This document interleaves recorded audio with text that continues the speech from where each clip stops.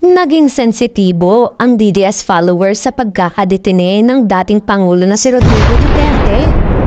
Nabash sina Kim Chu Bong Navarro, Justin Curtis Smith, at iba pang showbiz personalities dahil sa kanilang mga komento sa kanilang shows at maging sa social media. Ipinalagay ng DDS supporters na patama kay PRRD ang spill ni Kim at Vong na deserve sa showtime. Kahit pa nagpaliwanag silang nagbabasa lamang sila at nagtatrabaho. Sa kaso naman ni Jasmine, nakuyog din siya sa simpleng pagbati ng magandang umaga. Sana masarap ang almusal ng lahat. Sa kanila namang social media account, iginiit din na Kim at Vo na walang halong pa-shade ang kanilang mga spill. Gayunpaman, ayaw pa rin tigilan ng DDS supporter si Kim.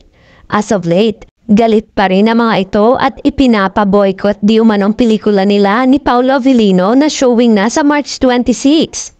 May mga ipinakalat pang chikaw. Anselado umano ang promotion ni King Pao sa Sao. Hindi pa rin sila nagpapigil sa bantang pangbuboycott dahil viral sa X ang pananabotaheng ginawa ng ilan sa poster ni Kim.